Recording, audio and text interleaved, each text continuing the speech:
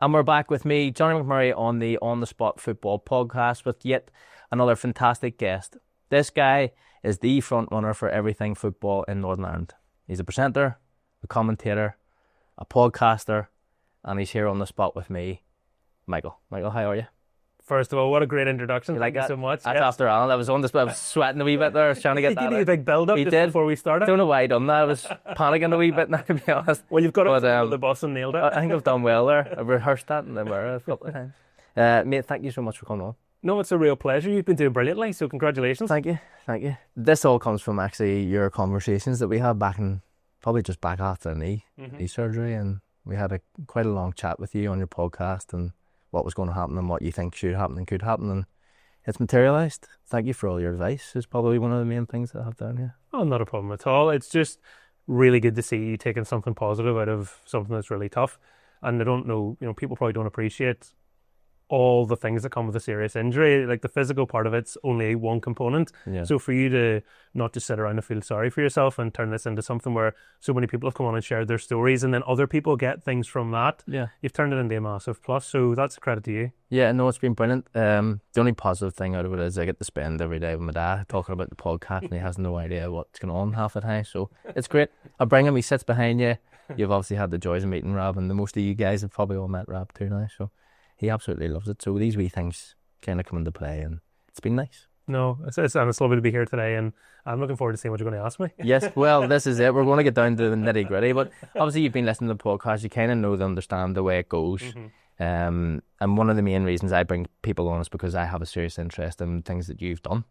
And I have the utmost respect for you and what you have done and where I kind of want to go, and looking at somebody who's already there doing that sort of thing. So I need to strip it right back.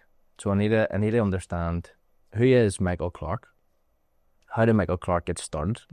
And we'll take it slowly from there. So who is Michael Clarke and how did Michael Clarke get started in this crazy world? Well, when I got started, I was 15. It wasn't as a football commentator, it was as a radio presenter. And really even going back a little bit before that, the summer of 2005, there was a community radio station started up in Carrickfergus, which is where I'm from, and my dad was helping to run it. So there have been stations in the town running it during the summer and at Christmas for a few years, and for whatever reason, this particular year they couldn't come back. So the council asked my dad, would he know anything about running a radio station? He says, not really. He was just one of the sponsors of the previous one, but he got people involved that were working in radio for different sort of big stations in Belfast and whatever. And so I heard this was starting up and he was involved in it. And I genuinely just said, can I go in and see what they do? I didn't know anything about there being a future in it or anything like that. I just was nosy. Yeah. And I said, I'll make the teas, I'll make the coffees. And he was like, you've never made a cup of tea or coffee for me? Yeah. Well, it's probably a fair comment. But I went in and spent a month or so behind the scenes just kind of watching other people have a lot of fun, and I was invited on to speak a couple of times, and that's really where I got the bug for broadcasting and was like, this is kind of like playing, except it could maybe be a job. Yeah. So that was my entry into it. But in terms of football commentary, you actually go back to my childhood when I was playing the FIFA games on the Sega Mega Drive, really aging myself here.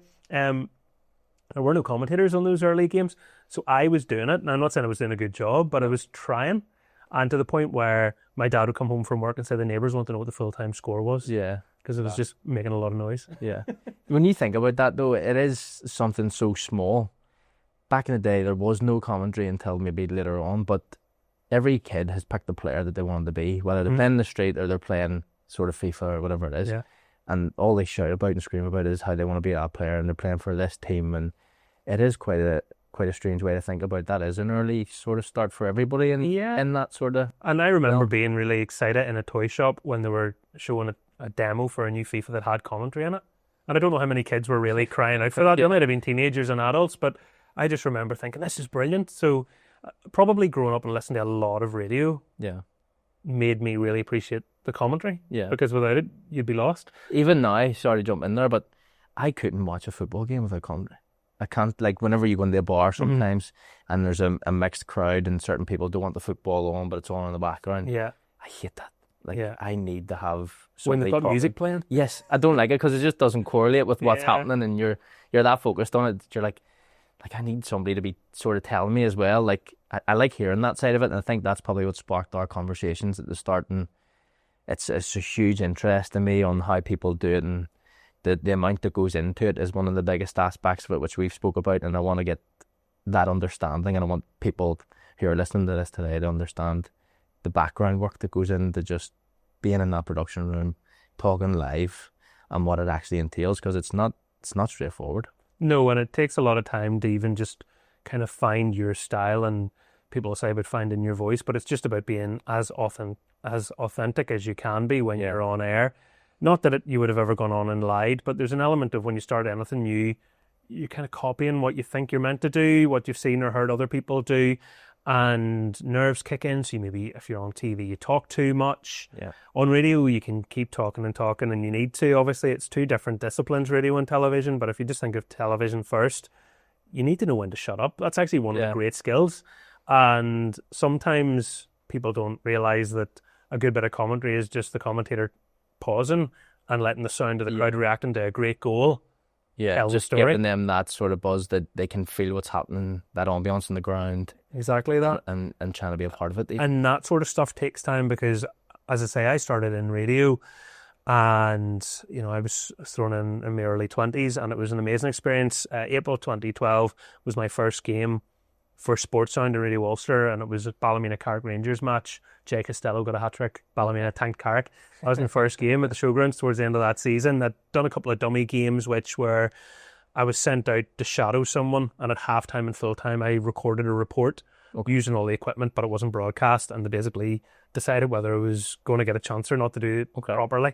So that was the litmus test early doors, but my first proper game was my hometown team getting smashed, and I had to go on the radio and sound thrilled about it. So I guess because it didn't burst into tears, they're like, right, maybe this kid can come back next season. Yeah. But the radio side, yes, you can talk all the time, but you have to be talking about the relevant things and be really descriptive and to be correct and precise with your language. But TV's a different beast because it's nearly stripping it back and finding a way to turn a paragraph into a sentence. Yeah, I get those one-liners, which we spoke about Jackie there before. He's great at. He always had these little sort of sayings or phrases that he would use, and they always seem to work. Yeah. And maybe trying to find those things is harder than what you would think. Because on radio, I can't just say, look at that. And look at what do you do? Where is he? Near side, far side, right foot, left. Very descriptive. Well, that's one of the things I wanted to ask you, and it's probably one of the first things that's up here. So, obviously, you got started in the industry quite young. Mm-hmm. At 15, you kind of make your debut, I think, in around 20. Yeah. How descriptive did you realise that being on the radio is compared to what you were used to beforehand?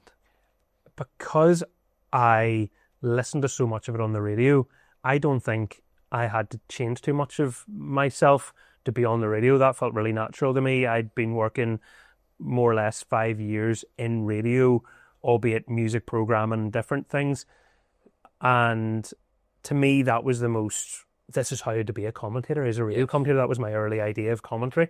So it was more a bit later on when they started giving me TV chances. I mean, actually, it's nearly back to front because I got a chance to commentate at the Milk Cup as it was then, Super Cup and I in 2010 because I won a BBC talent search. Okay. So my first commentary, now I think about it, for the BBC was on the red button. So it was a TV style commentary. So that was really weird. And that was with Sir Jack as well, I think. He was one of the judging panel. Yeah. So shout out to Jackie. he looked after you. And just great advice about saying, speaking with confidence and with surnames of players from different countries if you're not sure, and if you can't quite get a word with the team to give you a steer on it, just say it with confidence and say it the same way throughout, and most people won't know. Yeah. So just try and go that way. Obviously you want to get it right, but you just helped me feel calm about it and not overthink. What if I make a mistake? You will make a mistake, so don't dwell on them. Yeah. That's human, and as long as you can keep going and have the right sort of spirit, I guess, throughout a game, because people want to hear somebody who's enthusiastic and knowledgeable, hopefully. Yeah. So the knowledgeable part comes with experience and doing all your homework, but enthusiasm is hopefully something that's just within you, and like you do, you love football, so when you talk about it, you don't have to fake it. Yeah, exactly. One of the good things that I thought about having Jackie on as our first guest was obviously the insight. Obviously the insight, but I was obviously hell nervous speaking to him, and I've spoke to Jackie so many times. Yeah. But sitting in this capacity where you're across from someone and it's the first time you've done it, and he's so calm, and he talks and he pauses again, and then you're sitting going, do I talk? Do I not talk? And he jump in and he starts talking anyway, and he goes, you need to read the room, son, after it. And I was like, okay, so how do you do that? So even those little bits of advice to me, I was like, that's so smart. Like how you cue people, how their eye contact would be or whatever it is. You got to look out for small details so you're not sort of jumping in. And then he did say if you jump in, then you just got to go all in because you can't retract back then because you've already stepped. So I really enjoyed Jackie's conversation, probably as much as maybe people didn't. But a lot of people have came on and obviously said that they understand who Jackie was back in the day from being on TV. But he had really helped me and give me that advice. And it's really appreciated because you take it with you. He's incredible. So Jackie Fullerton is one of my heroes. Yeah. And there's no question about that. I remember watching, obviously he commentated up until a few years ago, but growing up watching Irish Cup finals and Jackie's voice on them and thinking, maybe one day I could do that, you know. And I put a post on social media before I did my first Irish Cup final commentary there a couple of months ago, just to say, you know, nearly for the little child in me as opposed to for anybody else's sake, that it's actually happening. Yeah. And Jackie was that reference point because it's one of those careers that most people say, oh, there's no jobs in that, or you can never do that, get a sensible job, and I understand that. And it could be family members as well saying, well, where are your prospects? I never hear any jobs going in that, and it seems like a big weird world that most people aren't in. So having someone with Jackie's know-how and all the years that he's done it show a wee bit of belief in you and say, here's some of the mistakes that people make, maybe try avoid them. Yeah. Saves you a couple of years of heartache making them over and over again and not realising what isn't clicking for you. And yeah, interviews are always body language and actually listening. I know it sounds really obvious. A lot of these things sound obvious, but try them. Try be in your position today and do an interview and reading the room and understanding, is he holding back, or have they got a bit more to say, or do I need to kind of lighten this up, or what do I need to do next? And it comes from observing the person that you're up with it. One of the big things that I took from Jackie was, it's not actually, as you say, it's about being quiet. Sometimes people use silence as like a way to talk more and end up getting to a further point that maybe they wouldn't have said because you would have jumped in on top. And I thought it was brilliant. I was like, great, I'm going to try and sit as quiet as possible because you want people to go into the detail that the fans and the viewers want to see, especially if they're trying to talk about something in their life or mental health or whatever it is that most of the people have kind of reached on here. But it's advice that I thought I would never get. They're never needed, especially when you're starting something completely new. Yeah. It's kind of great to have somebody like that in your corner. And I think he said that was probably his last interview. So I'm very privileged to be able to say I appreciate that. Do you know what I mean? And sometimes short questions work really well. It's a really, or in what way? And it just allows people to expand on something. You don't need one of my pet hates, and I probably did it when I was younger, and I hope I don't do it as much now, is you nearly try and show off how much you know in your question. You know, well, obviously, someone your experience, and the question, by the time it's finished being asked, the other person's half asleep. You know, what was the question again? Yeah. Because it's gone on. So you always want to try and just hear from your subject and not so much of yourself. Talk to me about you being in the radio. What sort of setup is a radio station when you're speaking about the radio, the games that come through to you live, and you're constantly updating? Mm-hmm. Is that a situation where you're in there by yourself, or is there other people with you?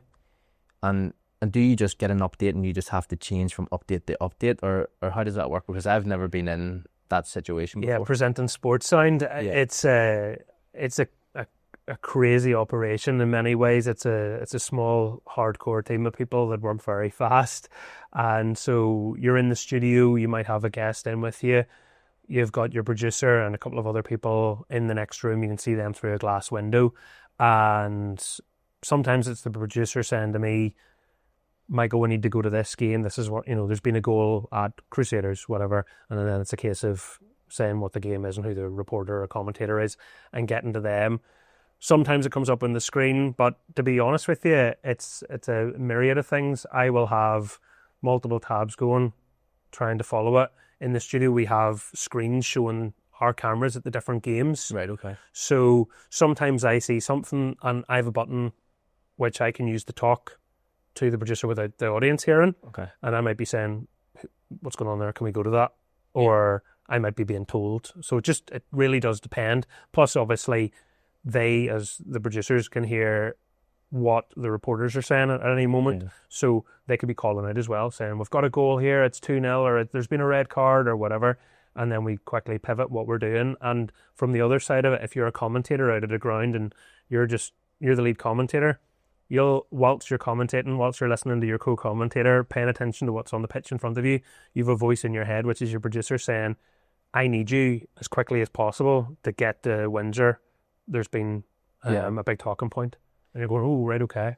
So see, whenever you're doing that, are you able to use the commentators for the live show? Like, can what they say be used on the radio as a live thing, or is it all you? So from a sports sound perspective, during the 90 minutes, it'll usually be the commentator that's on. Okay. So the presenter's on in the build-up to a match kicking off, at halftime, and after the games have finished. Okay. And so we're either building up to the games, kind of summarising what's been going on, could be potentially talking about some other sports stories in the break, or afterwards doing interviews with people and getting a reaction. So they won't come to us during the matches, so the commentators really and the producers are working hard to try and bounce around the ground to keep the listeners up to date. But I'm not sitting, say I'm presenting it that you're way. not just sitting I'm not sitting there with a cup of tea. I'm going, right, I need to get all the goal scores. I need to have the scores. I need to know what they mean. Yeah. In terms of, because I'll have done preparation to know the significance of results. No point going like, oh, Team A are beating Team B at halftime. Yeah. No, this could knock them out of a European place. It might actually push them one step closer to relegation. It might prevent them from finishing above somebody else, or whatever. Yeah. You need to know your permutations, especially towards the end of the season. At the beginning of the season, you need to kind of not get carried away. You know, at the beginning of the season, yes, you'll get a freak result, and people are like, "Oh, they're going to run away with it this year, and this team are toast." You know, why would you ever commit yourself to that in September when it's 3 points? Exactly, and there's another 20 or 30 odd games to play, and but a young reporter could make that mistake, and I'm sure I did when I was starting out. It's probably just more of like, get it out there. You're excited. You're like, this is what could happen. Can't believe they actually beat these ones, and you're sitting going like, freak results happen. Yeah. And as a player, you probably, if you were listening to that, you'd be thinking, what's he on about? Yeah. Yeah. So, I mean, we'll win next week, it's fine. Yeah. What crisis?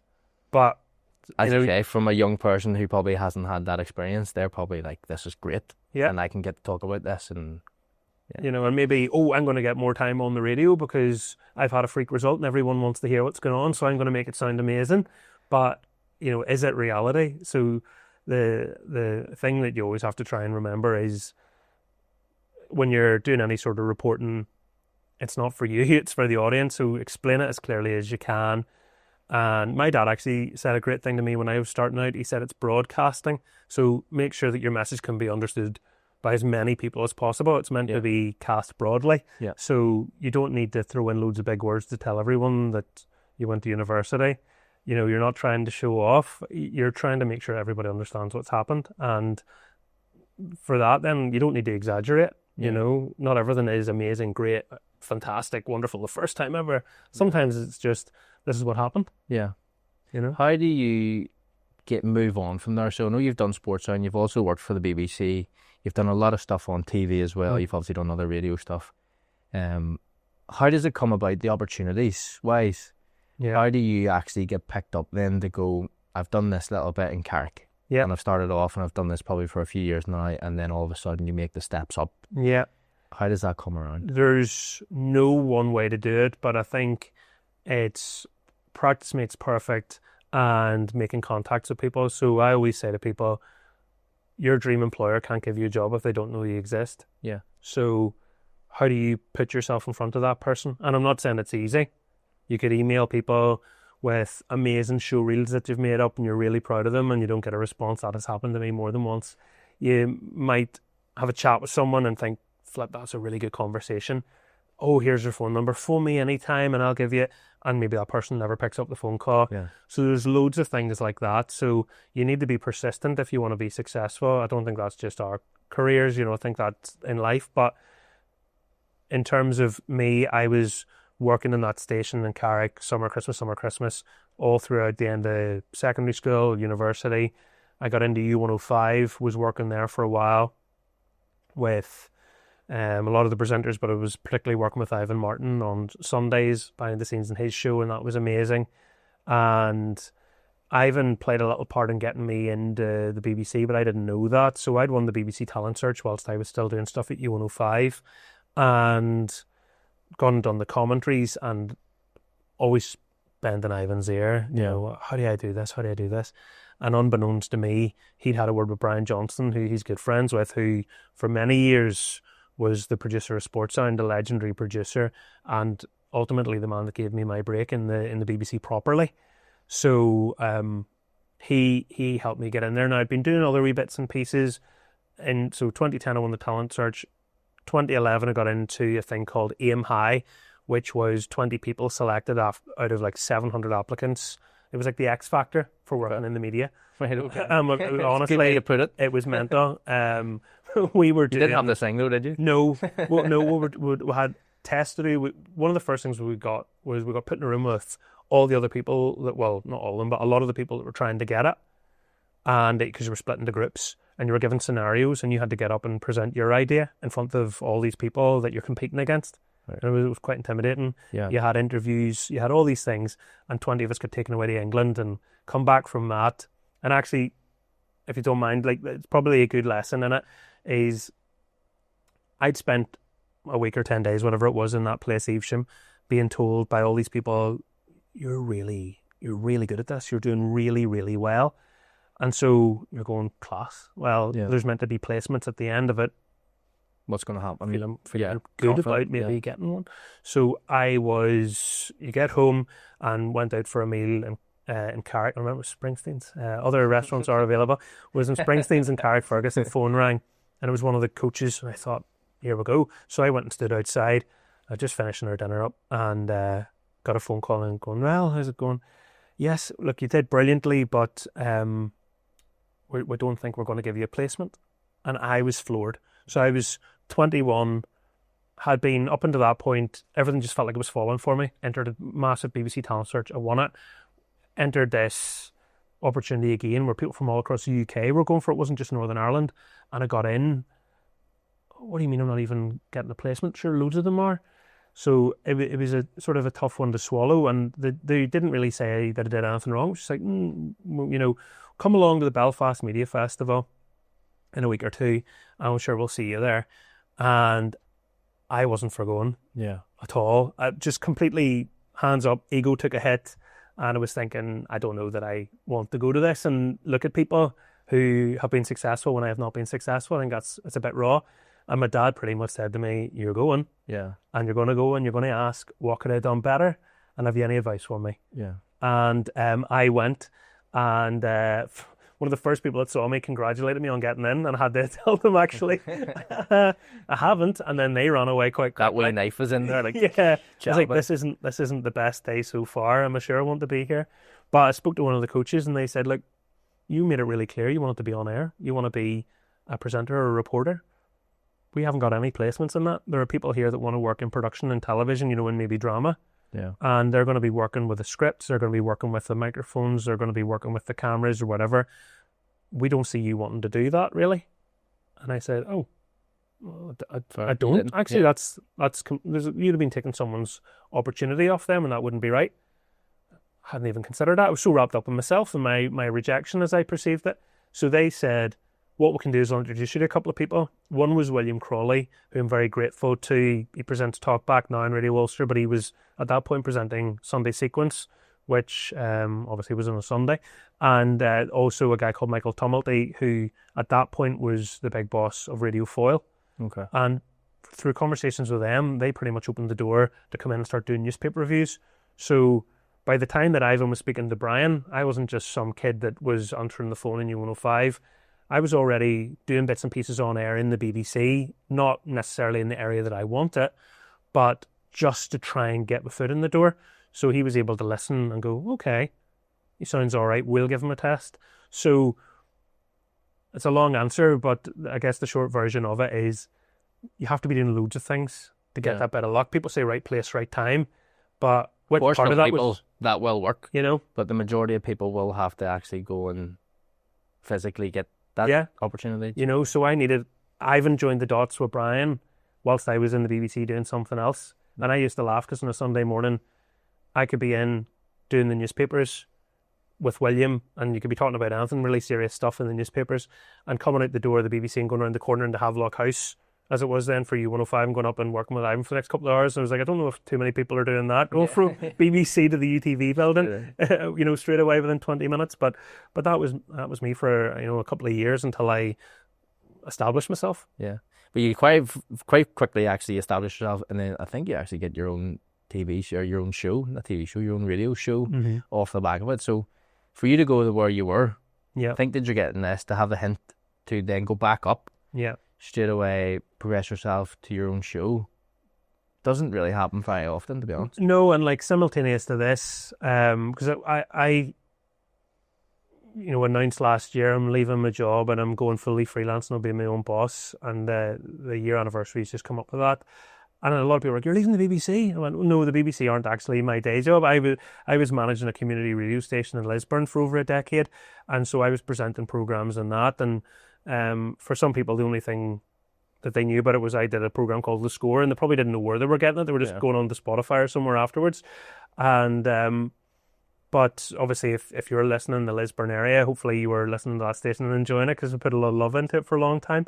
But so I was doing that Monday to Friday, 9 to 5, and then picking up all the other stuff with the BBC and maybe some stuff with U105 and whoever else was interested. So where do the opportunities come from? In the early part of my career, I was just trying to make a name for myself, and I probably wasn't reaching out to too many people. Yeah, I was just doing things, was somewhere, someone went, you're doing that, can you do this? Oh, you're doing that, can you do this? Like how I got into TV commentary for the BBC was a fluke. I was presenting something for the Northern Ireland Football League at the start of the season. I've been a radio commentator for a few years, and when I'm at the front of a room, to this day, I will try and find a friendly face or two in the audience to make me feel calm. So people are like, oh, you're so relaxed. You get butterflies, you do. 100%. Nerves always kick in, regardless of what you're doing. Absolutely. You know, and I'm sure as a footballer, you manage it differently as you get more experience, but it doesn't just go away. No, you still have it, because you still know that as soon as you mess up, it's still going to be there. So your feedback's very immediate. Do you know what I mean? It's like, you know what, you haven't done this, or this happened in the middle of a game even, and you're sitting going like, people always let you know that you've done the wrong thing. So even though people see you as this confident, outgoing person, as soon as you do something wrong, very quickly to jump the opposite side. So I was looking down the room, and there was a woman down the back left-hand side who was smiling and nodding anything I said. When I told a joke, even if it wasn't funny, she was laughing and going, love you, you're brilliant. Just you stay there, I'm going to feel 10 foot tall during this. So at the end of it, because I think it had gone well, I went to try and find her, and I couldn't find her anywhere, and someone went, she was down beside your man there. She's away, I think, raging. A couple of weeks later, I was in the BBC getting my equipment to go out and do a match, and she was sitting beside Brian. I was like, you're the woman from the event the other week. And it's like, this is like the executive of television sport, Michael, for BBC. How did you not know that? I'm like, sorry. And Margaret O'Hare, and Mags is just retired. But I was like, all right. And I was like, I was trying to find you the other week to say thank you for being really encouraging and smiley, because you kind of helped me get through feeling a wee bit nervous. And she said, well, you did really well. Why have you never done any television for me? And I said, you never asked me. Yeah. I was probably quite cheeky, to be honest. But people like that too, though. That's probably been like, fuck, I like that. Yeah. And she went, well, we'll change that. We'll get you on Final Score in a couple of weeks. Brilliant. And that was really, you know, the early opportunity doing the Milk Cup games was great, but that was really where TV commentary started for me, and probably where maybe I started to grow in a bit more profile, because people started to see you more. Yeah. You're around the grounds more, you're doing more high profiles, interviews even. You start to get better games and all that sort of stuff, and that's when people start saying weird things like, where do I know your voice? Yeah. Well, to be honest, it is a very recognisable voice. There's a few recognisable voices actually that I've came across. Yours is one, Jackie's is the other, and Mr. Taggart is the other. Yeah. He has a voice, like, I don't want to say he's a good looking fella or anything, because he'll eat me off this, do you know what I mean? He'll be buzzing. But his voice is so distinctive. Yeah. Even when he does the hosting or the presenting, he does it like the testimonials and different things Yeah, like that. yeah. You're like, your voice, you just know that that's him. Yeah. And yours is very similar to that. I think from being around, obviously, in the background, you're listening to games or you're at games and you can hear different things, even the Irish Cup final. People get You know what I mean? so familiar with you because you're in their house or in their car, wherever they're listening or watching. Not literally, by the way. No, I don't do that. That's That's not a new service. Now that I'm freelance, I could do with the extra does maintenance. He gets in. Could you imagine that? I will commentate in your FIFA games. Have you? Yeah, no. Sitting in the corner. Leave me alone. I don't want to read that message on Twitter later. But no, it's just it's a funny thing where people get used to listening to you and hearing you talk, and then I'm sure it happens to you. People come up to you and talk like they've known you forever, and you've maybe never met them before. Yeah. And you just kind of roll with it. And sometimes I'm like, have I forgotten that person's name? I'm constantly paranoid. Yeah. I'm like, have I forgotten that person? Because I'm good with faces. Yeah. So Part I'm of the good job. with faces too, but I've got this stage now where I just say, all right, sir. Or Yeah. like, and try and make about myself feel Keeping all right. formal. And they're like, you never say sir. And I'm like, I'm going to say, because I can't remember your Yeah. There was a story about Hulk Hogan where hey brother. Yeah. Apparently that came from that kind of thing where he became obviously like ridiculously famous. Yeah. And everyone was like, Hulkster, and he didn't know what to do, so he just started calling everyone brother. Do you know what? Smart. Our version's like, all right, mate. The only thing is, then you wait until you're mate and you go, do you know his name? Yeah. And then you're like, who is that? Stephen. You're like, oh, Stephen, great. No, it was Stephen. But what I want to get to now is you kind of touched on the overall aspect of your sort of career. Yeah. And one of the big things that excites me about everything that you do is the football aspect of it. And that's the main reason why I have you on. Mm-hmm. Where you've got to now is kind of like at that pinnacle, because you've done every type of game pretty much under the sun at the minute, especially in Northern Ireland. Yeah. Right. Talk to me about how you prepare, how you kind of get into these situations and how you're ready for sort of live matches, being at different games like the Irish League, Northern Ireland, Irish Cup finals. You've done it all.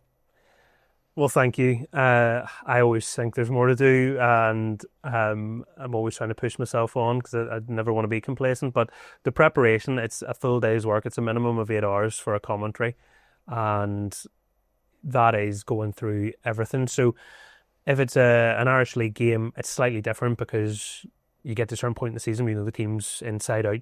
You probably know nearly all the players. So it's a different type of preparation. That could be more just trying to get your stats completely right. So they've scored 6 goals in their last 8 games or whatever. Okay, they're on a purple patch. Let's make sure we mention that. Or they always score against this team, or whatever the little quirk or the observation is. You want to have all of that down. You want to have information for every player. So there's 2 main columns basically on page 1, and there's usually 7 or 8 pages.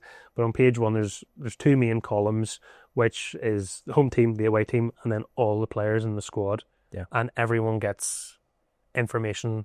I was going to say scribbled. I type it. Right. Okay. Which actually it's funny because it disappoints some people because they really want to see like these handwritten notes.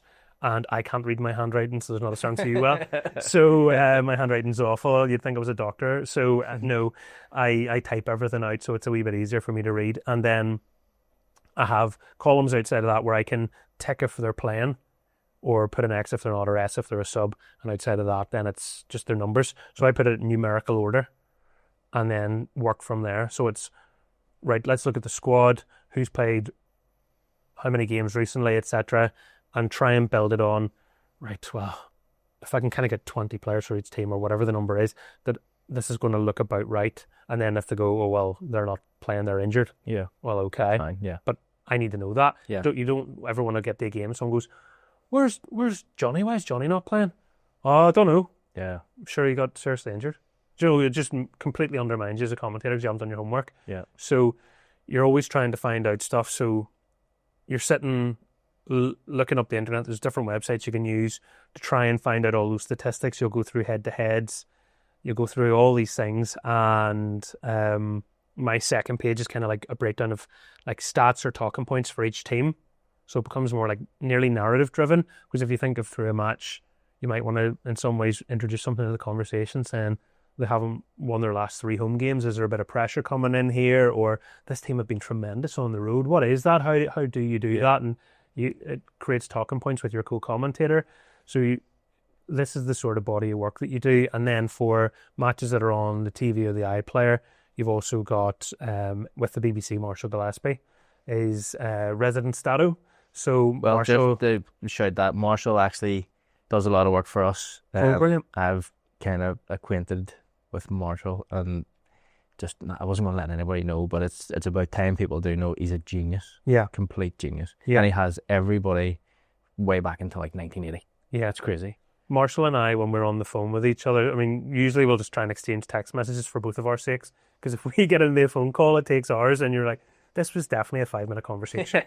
What have I've done no prep here, but I've remembered things and been taught things, and so we always have a great time sort of talking with it. But we'll go through it and go like, oh, how are you classing that as an assist, or what way are you doing that, and try and piece it all together, because I want you to watch, if I'm on TV, I want you to watch the game and know that anything I say to you that's a fact is a fact. Yeah. I don't want you to think about it. I don't want you to even doubt me. Yeah. And that's on me to prepare for that. It's not on you. So I'm always trying to make sure I get it right. And thankfully, nearly all the time, it is right. Of course, you're going to make the odd mistake.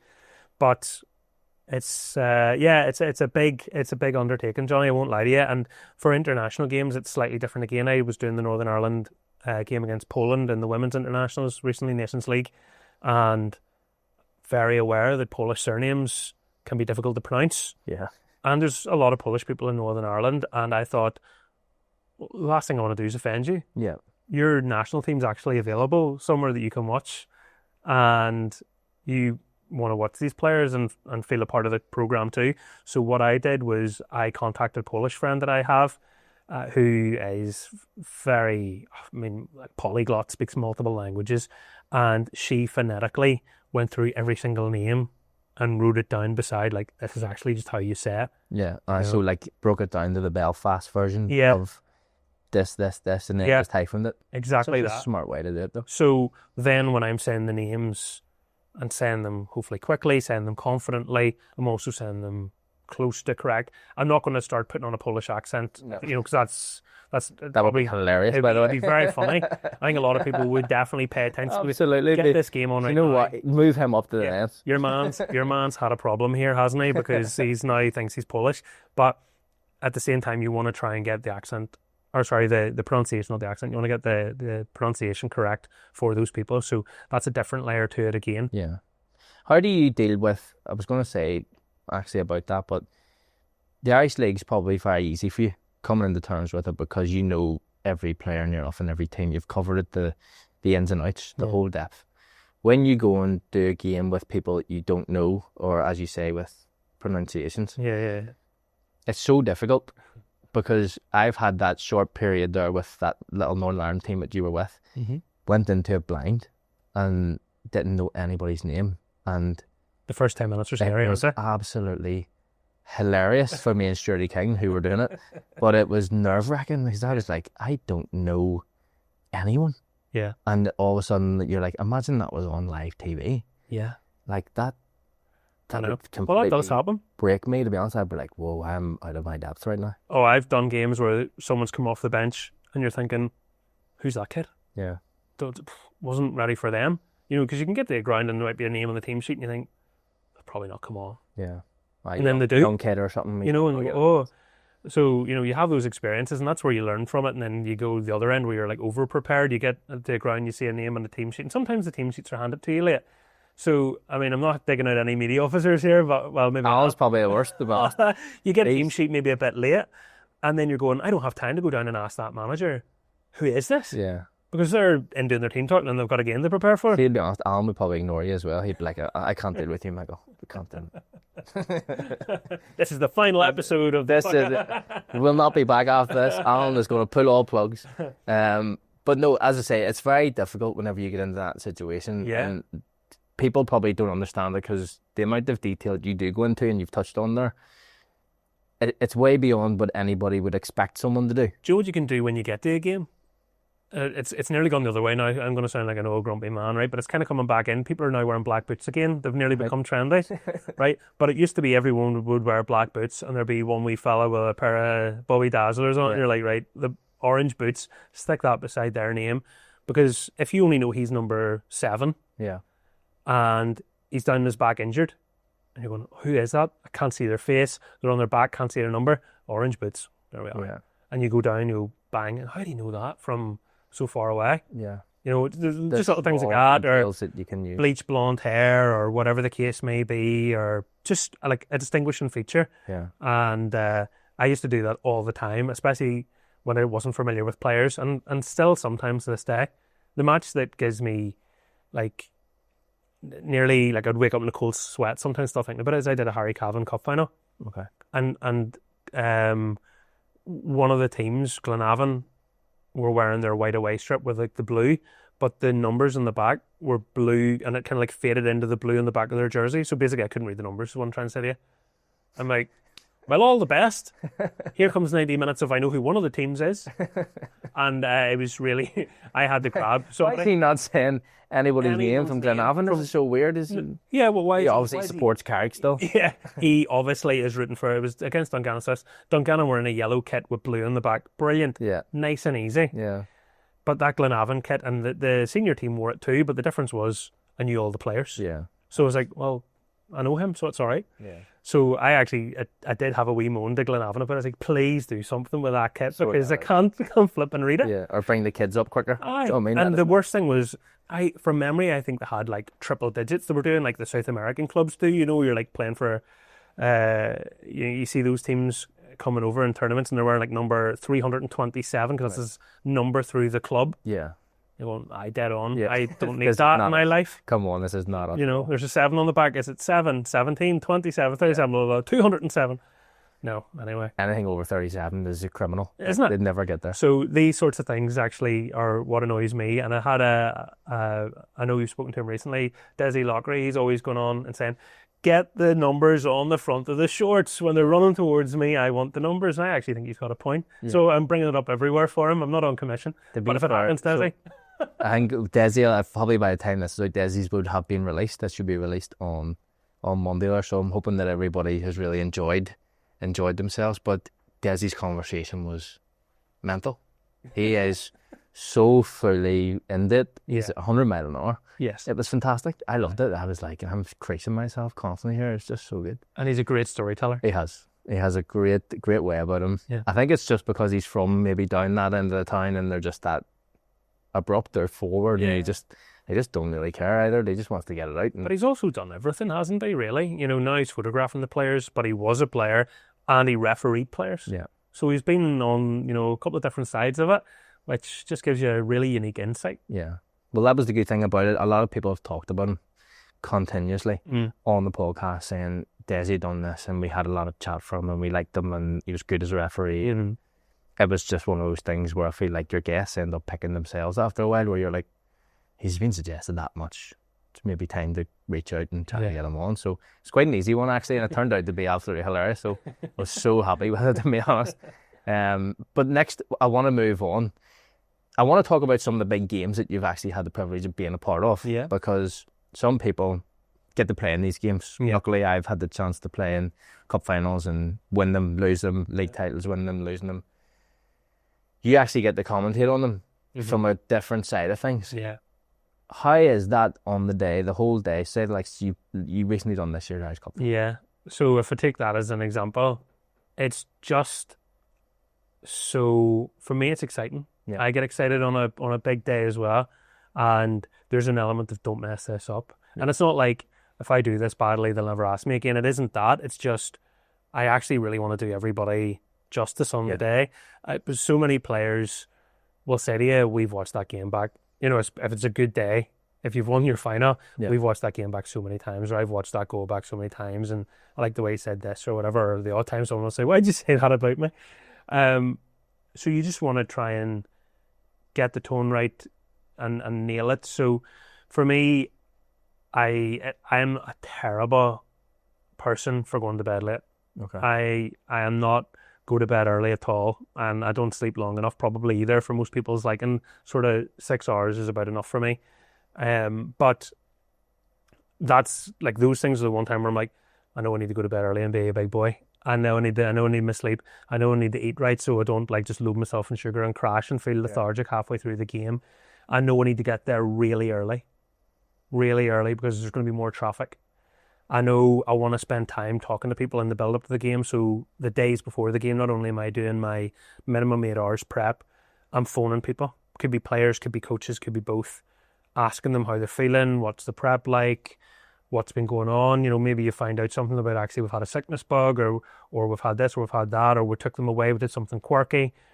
And I always feel like it's my responsibility to try and bring you something as a viewer or listener that you haven't got anywhere else. There's no point in me just taking someone else's work and regurgitating it where I am. So you're always trying to do that. So you're getting there early.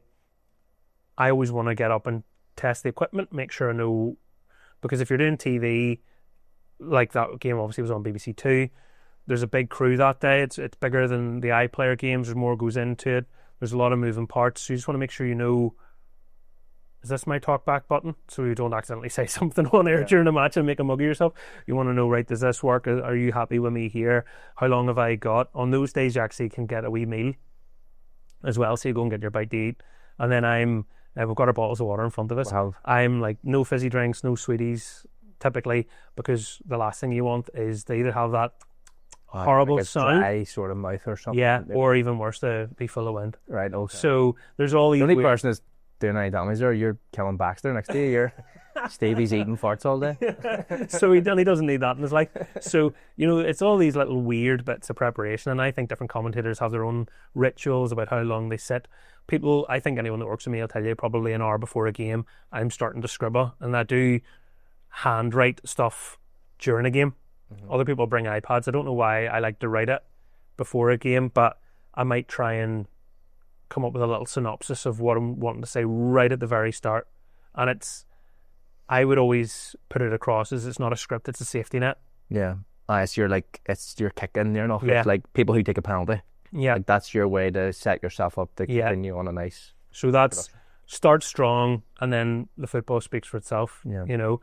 But you want to try and make sure you nail your points, or if there's stats or things that I want to weave into my opening bit, well, then I just have them. Sometimes they're just bullet pointed. Yeah. Sometimes it's written out in sentences, just so that and I'm a lefty, just in case anyone's wondering why I'm scribbling to the camera.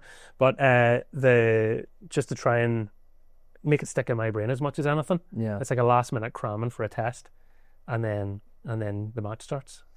Do you? Or have you, actually, is probably the best way to say this, have you had any problems live? Yes. Talk to me about some of those problems. Loads. All sorts of things. So, yeah, one of the ones I was doing a game with Matthew Tipton, another previous guest of your pod. Me and Tippy were doing a game in Dungannon, I want to say. And everything was fine in the build-up, and as soon as we went on to start doing the commentary, he made it like a signal to me, basically, I cannot hear you. And he's standing beside me, and I'm like, can you take an ear off and maybe just hear me that way? He's like, don't know what's going on here, there's something wrong with my equipment. I was like, oh. So I'm running through the team news. It's not his turn to speak yet, but he's doing the right thing and telling me there's a problem. So I am trying to follow the graphics on the screen so that I'm not giving you the away team when the home team graphics up, losing the run of myself. But I'm also having to try and speak to my producer off air and say, I need someone like to get round here quickly to fix this, because obviously it's meant to be both of us, and if he can't hear what I'm saying, it's going to be hard for him to actually come in on time and speak about anything. So I've had that happen where there's maybe a wee technical thing with the co-commentator, and there was a funny one at Inver Park I was doing a couple of years ago with Jim Magilton. Okay. And for whatever reason, in Jim's headset, he could hear the pitch side mics. So he could hear Tiernan and his coaches and everything they were saying. Okay. And they were just having a wee conversation about something. But it was interesting. And it's really hard to concentrate on what you're meant to be doing when you can hear somebody saying exactly what they think about a particular moment or a pass or a referee, because you just want to laugh. Yeah. And he's like, oh. And how can he tell me, because we're both on air now? So he's like trying to write it down on a bit of paper in front of me. He's like, I can hear Tiernan. I'm like, where? Oh right, because like I couldn't, so I didn't know what he was on about. So we're 5 minutes into a game, and then again people are scuttling to try and sort this person, sort Jim's headset out without me making it really obvious that we're having issues. Yeah. And the funny thing is, I think when you're the person in that position, you think it's all sounding terrible. You think it's taken forever and everyone's going to think you're rubbish. And you go and listen back to it, and most of the time it isn't that obvious. Yeah. Or it might just sound like a moment of, what? Right. And you move on. So, time can slow down good and bad sometimes when you're commentating, but you just have to keep going. Yeah. It's always my advice to anyone, especially when they're starting out. You said the wrong word, just keep going. It doesn't really matter. Unless what you've said is factually wrong, you don't need to say, I'm really sorry. Yeah, no, you just go past it. Just go past it. We've been talking here. I'm sure I've and ah'd or said something and then corrected it. I haven't broken into tears or a cold sweat. Oh, Joe, I'm really sorry. I said but and I meant and. Yeah. Who cares? No one cares at all. Who cares? There is a few people who do care though. Like, I think it's just naturally built into these types of people where they have to leave the comment and correct you. Do you know what I mean? You're like there's no need. Yeah. Like, no need at all. Yeah. But that's just the way some people are. They just want to be that person. And yeah. Those people think I support whoever their team's playing as well. It's brilliant. Yeah. You're better. You hate. I'm like, funny, last week I was told to support them. Yeah. It doesn't happen too often, but it has happened occasionally. There was a cracker one and I used it on social media years ago. I don't actually genuinely, and thank you to everyone listening to this, because I think people are really kind to me and very supportive, and I can probably count on one hand the amount of times I've had any sort of criticism really from anybody. But I remember one time I spoke out about something in a game where I thought there was a big decision that went the wrong way, and obviously the supporters of the team that benefited from the decision were raging with me, and they said, well, not they, that's wrong. One person said, oh, you've always been against us. And I went, that's funny. I'm the same person that stopped your manager being abused by a fan at the end of the game. Yeah. Did I hate them then? Oh, I didn't know that. Oh, no, you wouldn't, because why would I come online and say it? Yeah. So it's that sort of thing, and people find it hard to get their heads around. But it's like professionalism. Genuinely, when I'm working, it's not like, apart from Northern Ireland games where I think everyone can hear it. Yeah. They're like, he's definitely busting Flynn to score. But when it's a domestic match, I genuinely just call it as I see it and try to be fair to everybody. And probably sometimes that means Carrick get a bit more in the neck than they deserve. Yeah. Because I'm trying my best to be fair. But there was a funny one on the radio earlier this season. I'd been saying Carrick 0, Ballymena 0 was one of the worst games of the season. Absolutely awful. Probably are. It was just not a... And did anything happen? Do you remember it? Hopefully I was in with that. At Taylor's Avenue. It was a dreadful match. And so there was just nothing going on. Very few chances. The lack of provision for the strikers, maybe. And Michael McNamee had, after 5 o'clock, come to me to say, it sounded about as fun as pulling teeth. Michael Clarke's been a character, and I said, Michael, it wasn't that good. And just wee things like that where it's being honest rather than saying, oh, it was a great game, they're so unlucky not to score. There's probably 3 shots and 1 on target in 90 minutes, and some games are just drab, and that's okay. But I think in this country, those sort of things should actually work more in your favour, where people would get it and be like, do you know what, it was crap, he's just completely right. Yeah. Do you know what I mean? Because I think it's insulting to players. I had this conversation... I was actually with one of the women's players, because I did a game and I thought Northern Ireland's women weren't playing particularly well in it, and it was a wee while ago, and I'd said as much. I think there should be, there's more to come from them. I wasn't hammering them, but it was but the sort of spirit around women's football is so encouraging, and everybody just is really building each other up. Men definitely hammer each other a lot, and maybe too much. Yeah. But the women's games, for the most part, really, really has this like warm feeling around it where everyone looks after each other. They're all first names as well. Commentators are talking about people's first name. So I'd said this, and someone said to me, like, why'd you do that? And I said, well, do you know, my opinion of it is, I know how good you are. Yeah. So when you're playing as good as I know you can play, I want to be able to say that, and it means something. Yeah. So when you're having a bad day, which you will have, which I will have, which everyone has, if I pretend your bad day was your good day, then it's not authentic, and the compliment doesn't mean as much when it's actually meant. Yeah, it's false. It's false. Why would you want to be perceived as that way too? Or he's just saying that because he wants to fit in. Yeah. No, I'm going to be completely honest on the situation. It's the same as men's football. Yeah. Women's football should be the exact same. If you have an opinion on it and you're watching it and you're playing it and you don't think that people were as good as they have been, say that. Yeah. Because I think it's patronising, isn't it? It is. You know if you've had a bad day, and if I come home and go, 100%. well done today, mate, you were great. You know, like, I agree, that Carrick game against Balmain was probably a little shit. No. So fine. I was there, probably sitting on the bench this days, but I was still there. Do you know what I mean? But we're the first people who can ultimately agree to that. Like, if anybody asked you after a game, how do you think that game went? You'd be like, 0-0, crap. We're upside. They weren't great either.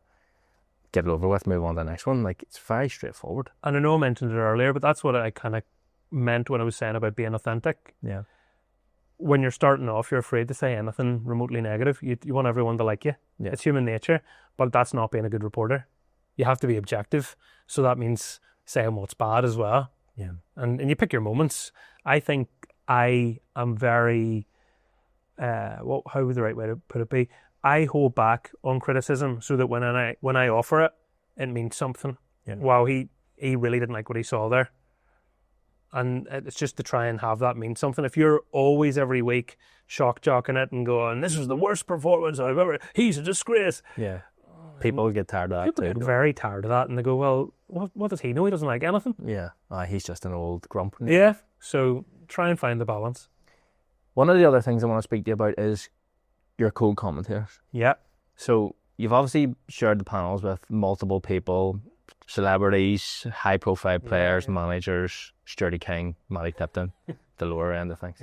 I was waiting for that wee kick. They were always going to get it. They were always going to get it. But when you do that, how much easier does that make your job? But on the flip side, how much harder can that make your job? Yeah, a lot harder or a lot easier. And it's different things depending on, I guess, the type of game it is and where the game is in terms of, is it a television match or a radio match? On radio, you need people that can keep talking and people that have a wee bit of energy, a wee bit of energy. Fun. Yeah. Because if it's a poor game and the person beside you isn't offering much either, it can be a long old day. Yeah, 90 minutes of hell. A long old day. And I'm not there to provide the banter, as much as I sometimes have to remind myself that with wee one-liners or whatever.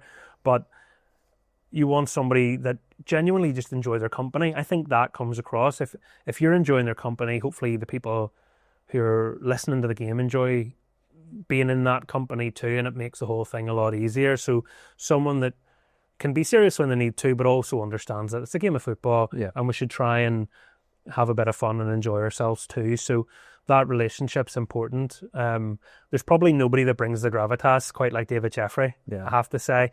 And we've a brilliant relationship. Love doing TV games with David. And his energy towards football and Northern Ireland's brilliant. He's so positive, and obviously what his team talks are like. Oh yeah. He's just a phenomenal orator and someone that really motivates and energizes people, and that is not just footballers, that is everybody he works with. He has that sort of impact. It's very special. So working with David and kind of getting to that place where, you have his respect is, meant a lot to me, because obviously he's a giant of Northern Irish football. And when I was starting out as a Cub reporter, I was terrified of him. Yeah. So was I when he shouted at me. I was like, he's going to choke me to death here if he gets hold of me. He's a big man. I'm going to go ask him a tough question and he's going to, what's that? Yeah. But he was always very kind, and so working with him, and I always think that I have a unique opportunity working with any of these people to try and bring out a bit more of them than what maybe the person on the street knows.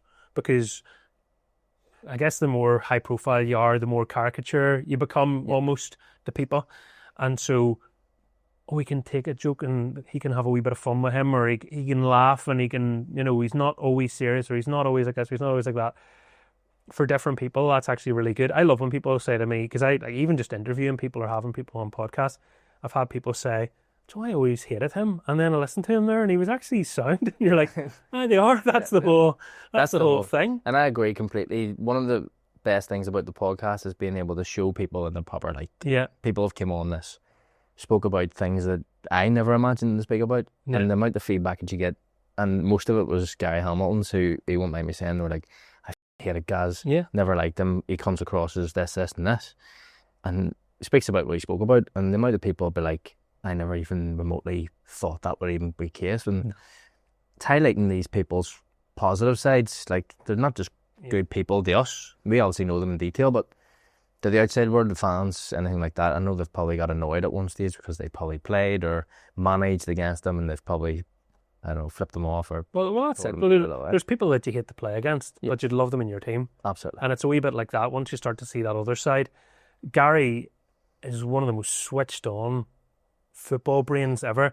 I mean, I remember when he was player manager at Glenavon, and he was jogging down to the corner flag to do his warm-up during a match, but he was really just telling his players what to be at. Yeah. You know, it's just stuff like that, and you go, he's cute, isn't he? Yeah. Isn't he? And I kind of like that wee craftiness to him, wee cheeky way he had about him. And yeah, brilliant. That's one of the great things about my job is I get to meet the people, talk to them, get to work with heroes. When I started doing the Northern Ireland International Games, I just had to take stock one day when I was sitting with David Healy and Keith Gillespie and Ian Dowie. Yeah. Just talking about football. I'm going, I grew up watching you guys. I was in the stands cheering for you guys.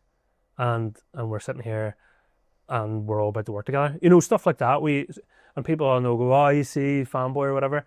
But you'd be lying to yourself if you, as a Northern Ireland fan, didn't say you felt that way. And that doesn't mean they don't ever deserve criticism. It's not the same thing, but you respect them so much that getting to work with them and getting to meet them and hear stories. But they would also take that criticism. Yeah. Like, they're that type of people where they're not too above themselves either. Do you know what I mean? People who have been at that level, have played at that standard, have been subjected to way worse criticism than I can say that in a match day. 100%, absolutely. So that's the kind of thing that people get wrong. They go like, oh, he doesn't like, or he won't listen to that. You go, are you wise? No, definitely. It's like, I don't know if people necessarily always realise it, because there's a thing of, oh, they're from here, so you nearly don't realise what you have. It's like Jim Magilton, who's an incredible coach and has worked with all these amazing players and managers and has all these stories, and as a player and a manager worked at an incredibly high level. And then maybe because he's back in Northern Ireland, there's a bit of, hi Jim, yeah. Yeah, you should be thankful that these people have come back. Yeah, they don't have to do this thing. Like, they've probably came back for a reason, whether it's family problems or situations that they needed to be back home and they've taken a job in local football because they want to go back into it. Their standard's probably way above our league, and has been for a long, long time. So while they're here, you should probably try and enjoy these people before you try and just knock them. Yeah, you know what I mean? And so like occasionally you get them as a co-commentator, and then you've got all styles. So you've some people come with loads of prep, some people just come and go, just going to watch the game and tell you what I think. Yeah. And as long as what they're saying is decent, you're all right. You know what I mean? There's the odd time you're going, what's he going to say here? Whoa. You know, because it's something I wrestle with at the odd time. The co-commentator is the expert. I have not played in the Irish League or further afield. So, you know, I don't think going, well, I was under 17s at Carrick Rangers. Don't think that's really going to cut the mustard. Do you know what I mean? So I think people will be like, wind your neck in. So I tend to not challenge them unless they're wrong maybe about an interpretation of the laws of the game, which is, this is black and white. Whereas if you don't think it's a red card, even if I do, well, that's your view and you've given it. Yeah. And you watching. I could see Jim just being like, can I have a different view? Staring at you being like, I know. Imagine just turning back. Are you serious? And he'd probably enjoy that though. He'd be like, this is great. No, mate, this has been fantastic. One of the last things I want to touch on, obviously from my side of things, from the guests that we have that listen to it, is you've done presenting. Yeah. You've done live games, you've done the heap, and you also have a podcast. Mm-hmm. You've been doing the podcast for quite a long time. Yeah. You've had unlimited amount of stars, managers, everyone. Yeah. Talk to me about that. So the podcast started off as a radio show on Lisburn's 98 FM, and I was the co-host of it. And you know, the really weird thing of it, you probably don't expect a sort of a deep start to this, but the really weird thing of it is the day my granny passed away on my birthday, and I got a phone call from someone to say, can I come into the radio station in a couple of days' time and do my first show, this show? And I didn't answer the phone call because I was in bits. And they left a voice message and I listened to it, and I was told, spoke to family and all, like, you should do it, you know. And so my first ever time being on the score was the day before my granny's funeral. Okay. It was so tough. Yeah. But for me, it was a case of something to take my mind off things. I could spend a couple of days preparing, and allowed me a wee bit of an escape and to do that. And the programme completely changed, because what the score was when it started was all sports. Yeah. And over time, I became the main presenter. I started to become more established in the Irish League. I started to see the response we were getting from getting people from our league on. And I went, no, this has to be an Irish League show. Yeah. You know, it has to be. So it became that. And I really resisted making it a podcast or anything, because part of my brain was like, this is a radio show. And there were a lot of people saying, well, we can't listen to it. It's on Friday afternoon. I'm in work. Don't have the time to do it. So I started to go, right, well, we'll put it up online after. And it honestly wasn't very long before the amount of people that were listening online were overtaking what we thought we were getting for the radio. So we had to start to go, right, this is nearly a different beast altogether. It's a different animal. We need to reshape what we're doing, and we made it more of a podcast that went on the radio than a radio show that went out as a podcast. And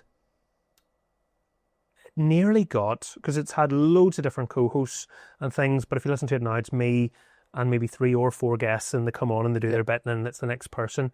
So we got to this point because of the pandemic, and instead of being in a nice radio studio sitting opposite having a wee chat, I was doing the call on the phone with somebody, because you couldn't be face to face with anybody, and I was now in my house, which was absolute pain in the backside.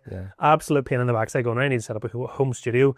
Home, nobody rings the door, and which happens so many times. Someone rings the door and you go, you serious? Kills you. Kills it. So all these sorts of things are going on. But that was where I nearly stumbled upon this format of nobody, or apart from the Premiership, nobody's getting to play. Why don't I do like a wee check-in with different clubs, different players, different leagues, and we'll just go around talking to people. Just a wee snapshot. Don't come on for an hour. Not everyone has an hour story to tell. No, it's about 20 minutes, 25 minutes. Come on, have a wee yarn. Yeah. What are you at?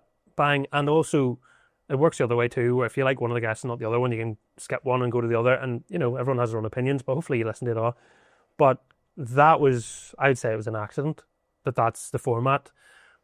But that is kind of what has clicked. And people will come to me and say, they're really like, you know, what you're doing, sit down, give me an hour with them. When you did an hour with Stephen Baxter, you did an hour with Oran Kearney, we loved that. And you're going, oh, I will do them, but I sort of make them specials. Yeah. Just, it's not something I'm moving away from, but I like the ability, because it's a weekly programme that I can just dip in and go, do you know what, Moyola have done well in the Irish Cup. Let's hear about Moyola. Yeah. When did you ever hear about them? Or let's talk about whoever. And you can pick up on where. I remember one time I interviewed a boy I used to play football with as a teenager, because he got chucked in nets for Isla McGee against Cliftonville in the Irish Cup. Right. And he used to be a wee nippy winger guy called Andrew Benson. And the funny thing for me was, I never knew his name was Andrew. He was slick. He was my whole growing up. He was slick, and we had another coach come in for like a summer camp one year, and was like, you know, going through the roll call. Michael Clarke, yeah, here. Andrew Benson. We're like, who's Andrew Benson? And he's like, here, and you're like, is that your name, right enough? So that was slick. But you know, all these years later, I'm doing an Irish Cup game earlier on, the Irish Cup, and Slick's in goals. I'm like, when were you a goalkeeper? He's like, I've been doing that for seconds. First choice keeper, one's injured, one's cup tied. I've been chucked in as a third choice to play Cliftonville. Right. And after that game, Joe Gormley brought him into the clubhouse at Cliftonville and had everybody give him a standing ovation. Very good. And this is a fella from Carrick who probably had his own ideas about Cliftonville and how welcome he would maybe feel at Cliftonville and all the rest of it. And by the end of it, he's like, well, what a class club. What a guy Joe Gormley is, which is no surprise to anyone that knows Joe. Yeah, 100%. But again, it's one of those amazing things that you hear in football, and I'm getting to have this conversation on a podcast. So it's great. For me, it's an excuse to just talk to people that I'm interested in. It's very different than most other podcasts, because I would tune in and I would listen to all the varieties of podcasts that we offer. And yeah. I think that the one that I do is quite different than the one that you do and the one that somebody else does, because yours is sort of like a mini live update, if you would say, because anything that happens, like the knee, I got chatting to you for a half hour, 45 minutes about the knee and the surgery and what was going to be happening.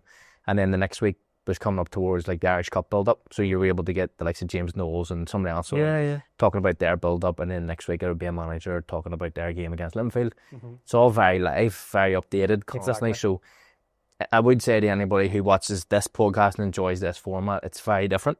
Yeah. If they are going on to listen to the score and you want to keep up to date with the teams that you're supporting or anything like that, you are definitely the man to be able to provide those live updates for people, because you've got everybody on a hook there. You've got everybody's number at some stage. I know it's.